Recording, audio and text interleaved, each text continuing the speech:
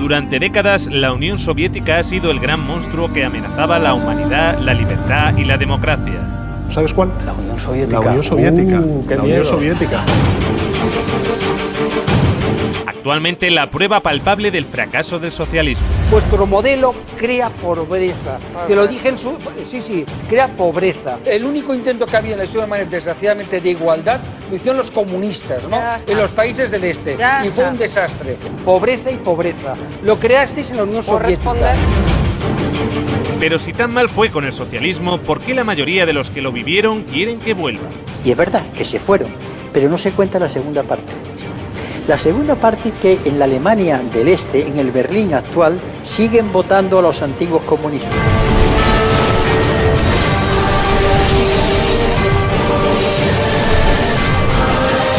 A continuación, vamos a ver lo que no nos han contado sobre la Unión Soviética.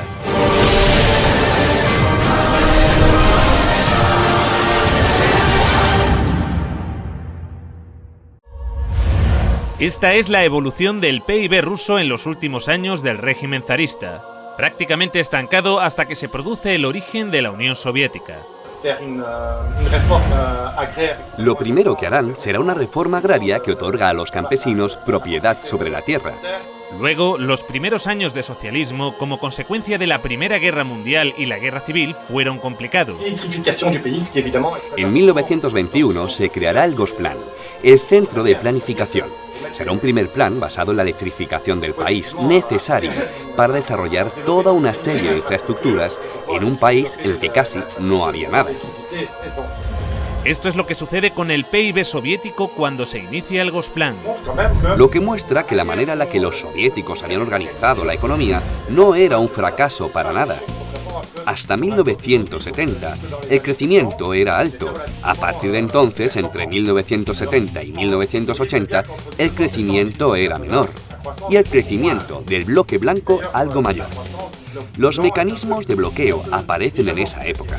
La única caída significativa fue durante la Segunda Guerra Mundial. Una guerra que, a diferencia de lo que nos vende Hollywood, fue ganada a los nazis gracias a la Unión Soviética.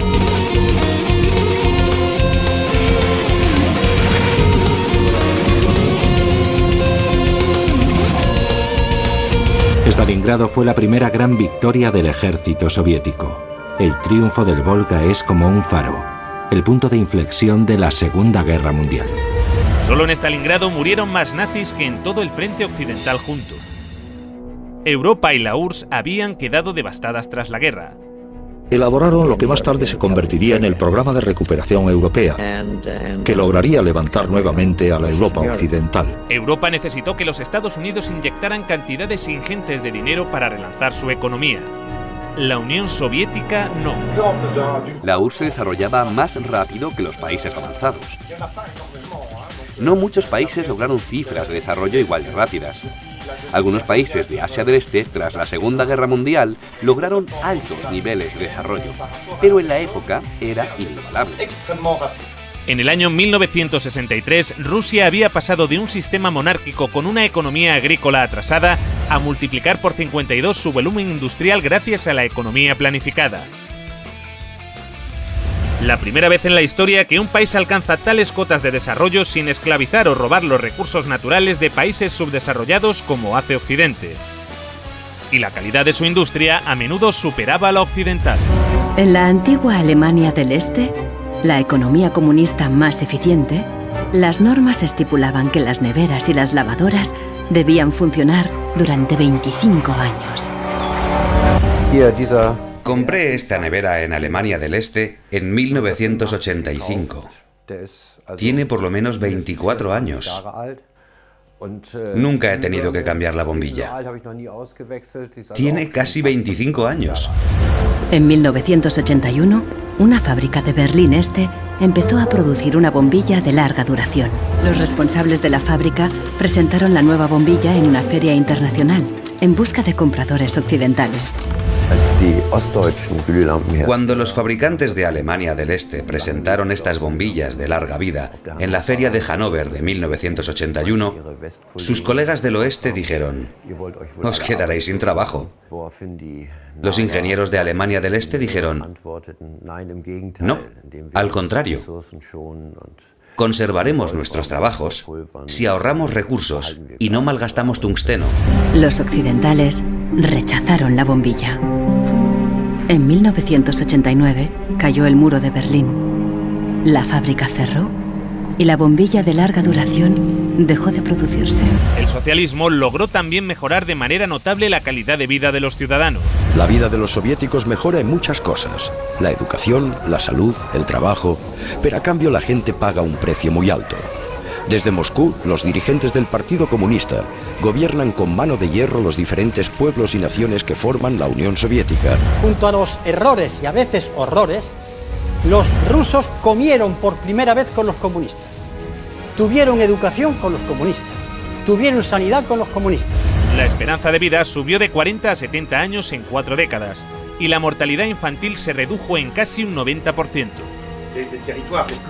Entre 1920 y 1921 hay una hambruna terrible.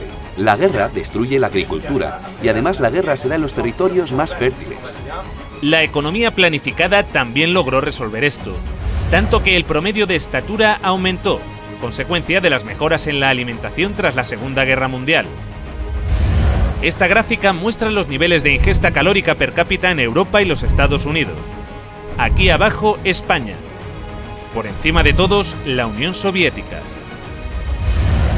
Crearon también el primer sistema sanitario universal y gratuito del mundo.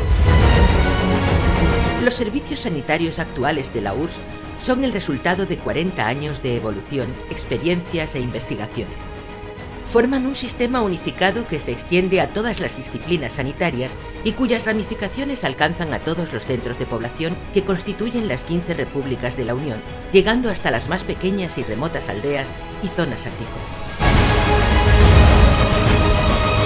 En el año 1980, la URSS tenía más médicos y camas de hospital que los Estados Unidos de América.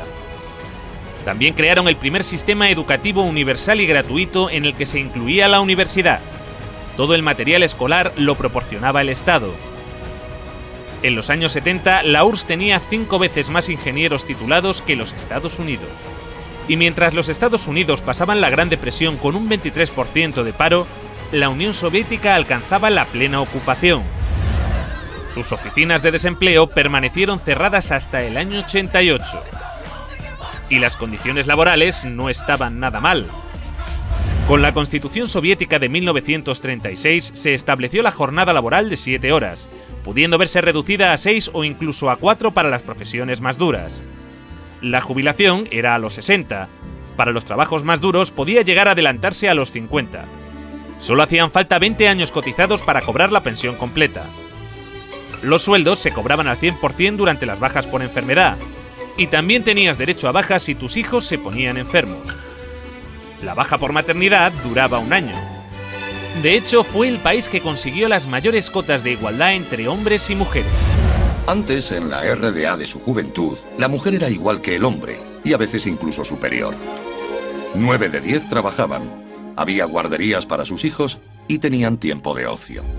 Este sistema de seguridad social serviría de inspiración a la socialdemocracia occidental, que llevaría a los Estados Unidos y a Europa a su mejor época de la historia en bienestar y derechos. Entre esos derechos están el acceso a un trabajo útil y remunerado, el derecho a unos ingresos suficientes para proveer de una adecuada alimentación, vestuario y esparcimiento, el derecho de cada familia a un hogar decente, el derecho a una cobertura médica adecuada y la posibilidad de tener buena salud y gozar de ella, el derecho a una adecuada protección ante los temores económicos vinculados con la vejez, la enfermedad, los accidentes o el desempleo. El derecho a una buena educación. Luego llegaron los liberales y empezaron a joderlo todo, pero esto es otra historia. Para el resto del mundo, el aporte científico de la Unión Soviética, incluso en economía, aunque no sea totalmente científica, es notable incluso para Europa. El virólogo soviético Viktor Sanov presentó su plan para erradicar la viruela ante la Organización Mundial de la Salud. Por primera vez en la historia, la humanidad lograba eliminar una enfermedad gracias a una campaña de vacunación en la que la Unión Soviética tuvo un papel fundamental. Fueron los primeros que lograron poner un satélite en órbita, el Sputnik. Los medios de comunicación de todo el mundo estaban embargados de emoción porque el hombre había podido llegar al espacio. El cosmonauta soviético Yuri Gagarin fue el primer hombre en viajar al espacio. Valentina Tereskova, la primera mujer. La Mir, la primera estación espacial. Incluso el primer teléfono móvil.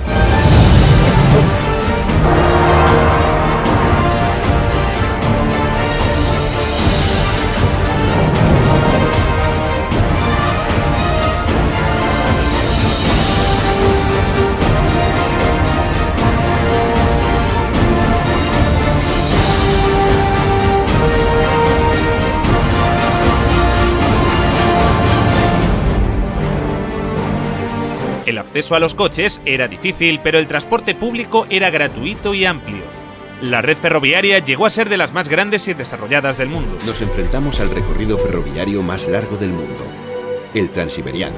Una sociedad que había logrado garantizar a todos los ciudadanos los bienes de primera necesidad. La vivienda, el agua, la luz o la calefacción no suponían más de un 30% del salario de un trabajador.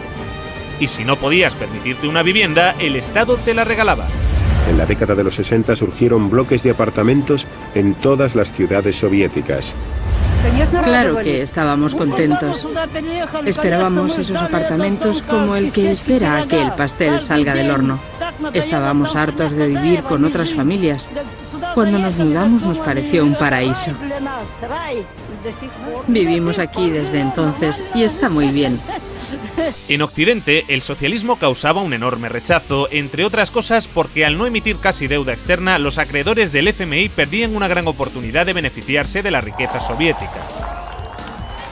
Sin embargo, mientras Reagan intentaba vender que el socialismo era un desastre, sus propios servicios de inteligencia le llevaban la contraria.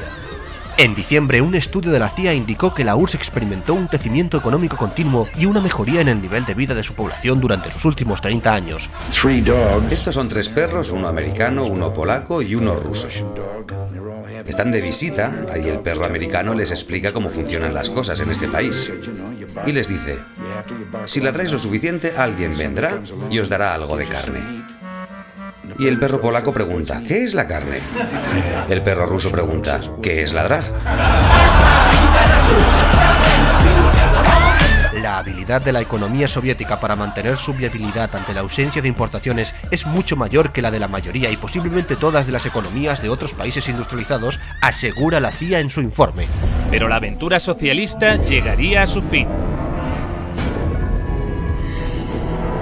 A principios de los años 70, las reformas de Kosygin empezaban a descentralizar la economía.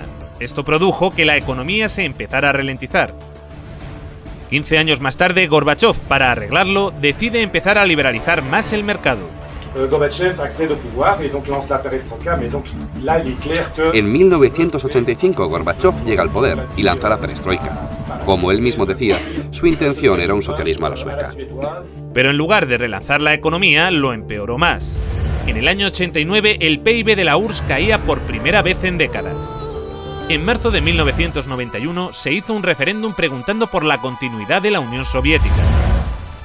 Los ciudadanos votaron a favor de mantener la Unión con casi el 80% de los votos. Pero Boris Yeltsin y los Chicago Boys tenían otros planes. Esto sucedió a pesar de un referéndum en el que la mayoría de la población votó por la conservación de la Unión Soviética. En agosto de ese mismo año, una facción del Partido Comunista dio un golpe de Estado. Según la agencia de prensa soviética TASS, el presidente soviético Mikhail Gorbachev ha renunciado a su cargo y ha sido sustituido por Gennady Yanev. Lo que están haciendo es engañar vilmente al pueblo. Esto es un golpe anticonstitucional. El golpe fracasó, pero debilitó lo suficiente al gobierno para iniciar el desmantelamiento de la Unión Soviética encabezado por Boris Yeltsin. Estábamos defendiendo una Rusia libre, y el símbolo de esa Rusia libre era Yeltsin. Un proceso que ya parecía irreversible desde hacía 2 años cuando se produjo la emblemática caída del muro de Berlín. Algo que hoy se recuerda como un gran logro de la humanidad.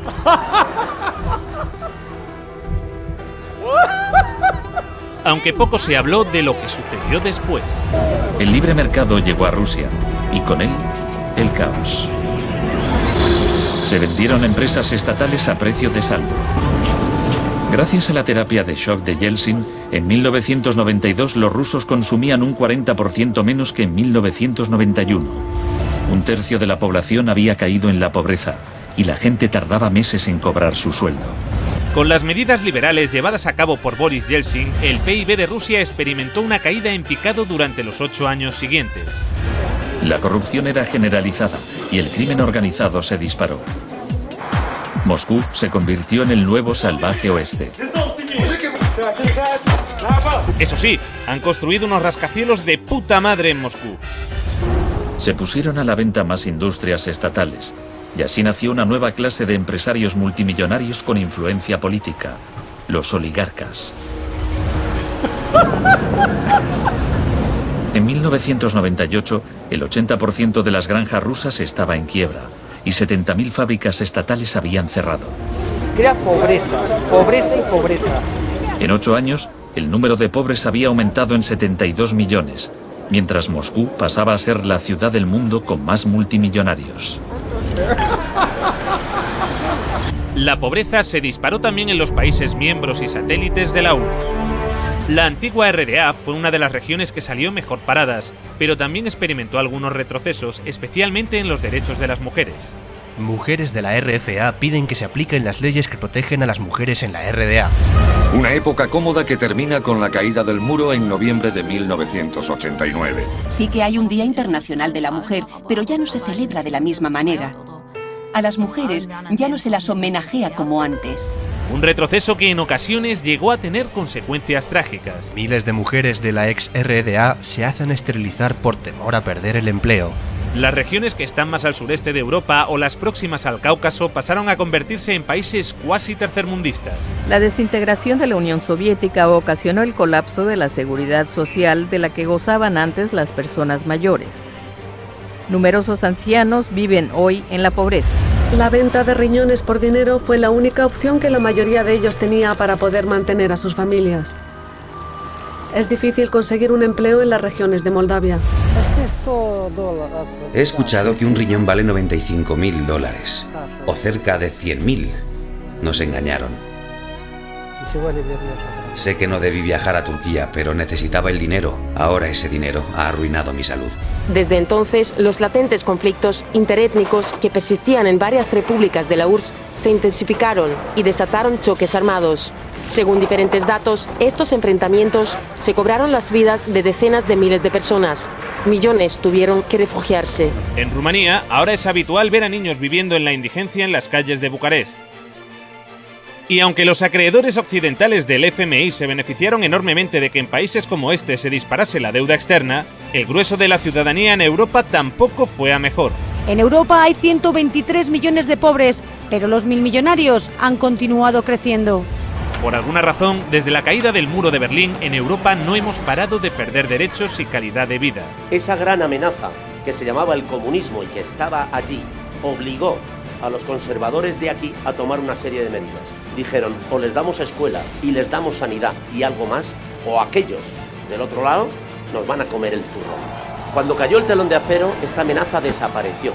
Y dijeron, bueno, ya no tenemos por qué darles nada, porque no existe la amenaza. Pero como la URSS y Yugoslavia no existen ya... Mientras, los que vivieron el socialismo en primera persona a menudo lo añoran. Cuando se cambió aquello y se encontraron que tenía que pagar la calefacción, la electricidad, etcétera, etcétera. Una encuesta publicada en 2014 revela que el 60% de los rusos quieren que vuelva la Unión Soviética.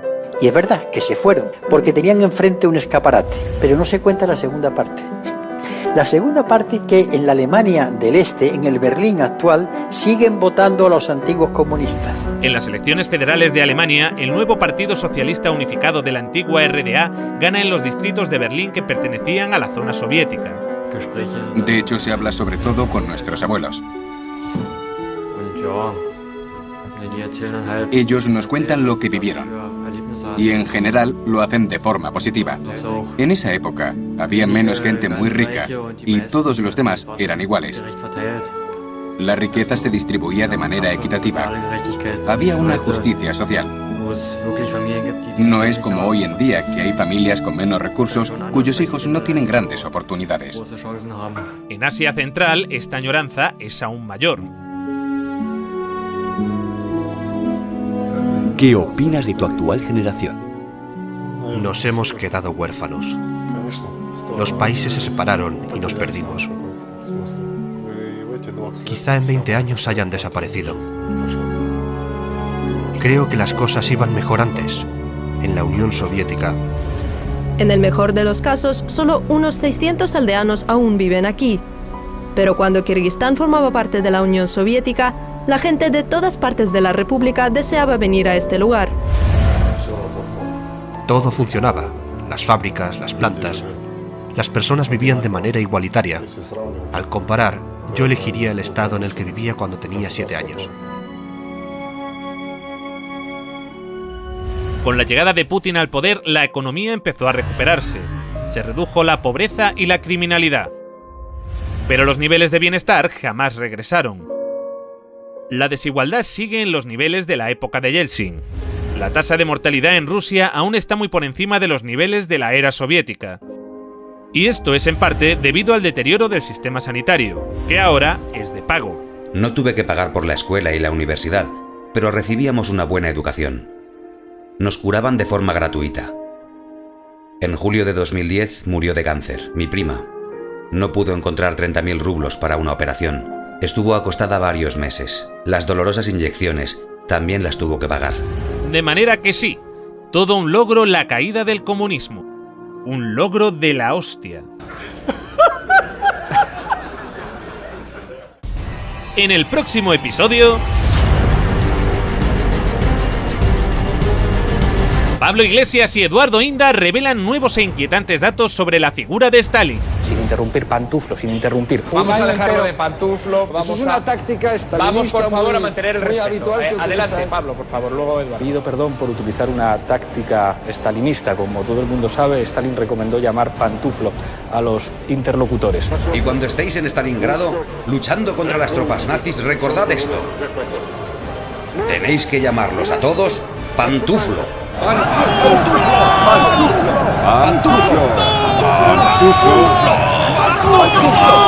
¿Cambiará esto la opinión que tienen los ciudadanos de Stalin? Yo creo que a Stalin más le hubiera valido invadir Ciudad Rodrigo. Ciudad Rodrigo. Ciudad Rodrigo. Ciudad Rodrigo. Ciudad Rodrigo. ¿Y qué pasa con Ciudad Rodrigo? Si me la chupas te lo digo. Era pobreza, pobreza y pobreza.